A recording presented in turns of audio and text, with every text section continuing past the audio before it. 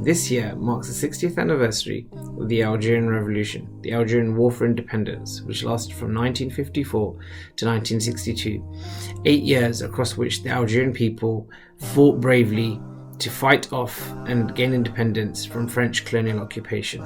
At the end of this war, which is only 2 generations removed from us, many people will have grandparents who lived through and experienced that war. Over 300,000 Algerians were left dead and over 2 million had been displaced. Algeria had been colonized by the French starting in 1830, over 130 odd years earlier.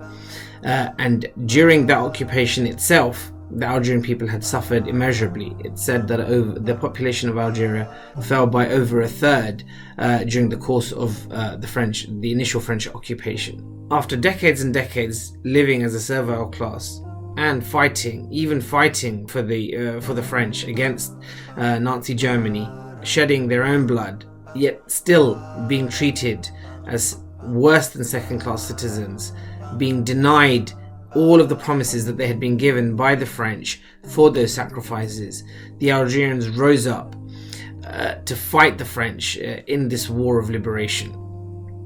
A war in which the French used every means at their disposal to try to cling on to their colonial possession. They used torture, brutal, savage fighting means. The torture that they engaged in extended even to systematic rape of Algerian women, forcibly unveiling women, again in the name of supposedly French European high ideals of civilization, even though for decades before that, all of the Algerian population, including the women, had been severely repressed and given no rights or dignity whatsoever. So after 8 years of a bloody liberation struggle, the French, facing international condemnation, finally accepted Algerian independence. The Algerians marked this day on the 5th of July today, exactly 132 years to the day after the French had first arrived as colonists in Algeria. This year at Islam 360, we hope to mark this 60th anniversary by publishing a range of content focusing on the Algerian Revolution, the actual war itself, the background context, the 130 odd years of French occupation, how they had arrived, how the Algerians had resisted initially with famous heroic anti-colonial resistance leaders like Amir Abdul Qadir al-Jazairi, and then of course looking crucially at the legacy of this traumatic event, a legacy which continues to reverberate to this day, both through Algerian society and French society. French settlers, the Pieds Noirs who had fled Algeria, continue to influence French politics to this day. France has a very troubled relationship with its Muslim colonial subjects. The French extremely reluctantly acknowledge any of their own crimes, their savage crimes and brutality that they inflicted on the Algerian population during the war and in the years of occupation before. And France itself, to this day, still continues to really, in essence, repress its Muslim citizens, extending the tactics, or extending the attitude they had towards Muslims during their time in occupying Algeria. And there are wider lessons to be learned from the Algerian Revolution as well, extending beyond simply the Algerian people and France and its relationship with the Muslims. Muslims across the globe still fight for their freedom, for dignity, for the freedom of conscience to practice their faith, and simply live lives free from any repression. And those places and those struggles and conflicts are well known, whether that be in Palestine, in Kashmir, in East Turkestan, the Xinjiang province, as the Chinese Communist Party calls it, and other places as well. What should Muslims do? Should they continue to fight for their liberty? Should the Muslims across the rest of the world support them and aid their struggle? Do they, in the sense, then match with the Algerian people? Should they adopt the same strategy, the same approach? Or should those Muslims currently fighting, should they lay down any weapons they have, lay down their stones, lay down their placards? Should they simply stop protesting? Should they sue for peace and subjugate themselves to the global order? We as Muslims, should we stop supporting their resistance and actually encourage them to simply give up?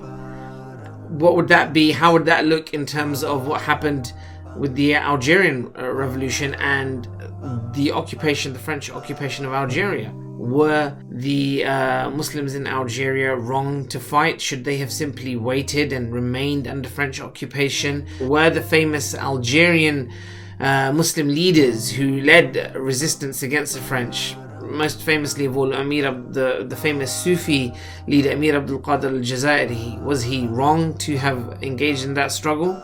We do have Muslims, most often Muslims who aren't actually in those conflict zones, who aren't in those areas of repression, saying that Muslims fighting for their independence, fighting and struggling for their dignity, should desist, should stop, because they're engaged in often violent, or having to engage in violent resistance, and that somehow is destabilizing the world and creating more violence, or not creating peace, not leading to peace. And there are even Muslim scholars who make this point, that we should in essence be doing everything we can to sue for peace, and with the backing of powerful states are leading this call that Muslims should stop resisting, and they should accept the order, the global order as it is today, and to sue for peace. Should we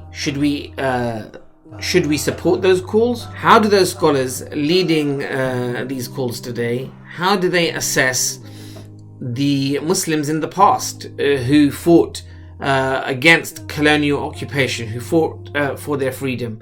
Muslims, whether it was in the Algerian Revolution, famous scholars like Sheikh Abdul Hamid bin Badis and Sheikh Muhammad Bashir al-Ibrahimi, or even more famous than them, here speaking purely in the Algerian context, the famous Muslim Sufi scholar Amir Abdul Qadir al-Jazairi, who valiantly resisted the French colonial occupying forces when they first arrived. Was he, in the eyes of these scholars, was he wrong to have led that movement? Should he simply have accepted French rule? Thinking about the Algerian Revolution and studying it closely helps us to ponder these questions that we are faced with in our lives today, and gives us some greater texture to understand, or to try to work out how we should be approaching these vexing questions today. So I hope that the content that we put out on Islam 21C about the Algerian Revolution will be interesting, will be educational, will be pertinent and relevant, and will help Muslims think about some of these crucial questions today, and of course learn from and cherish the history of the Muslims from the past as well.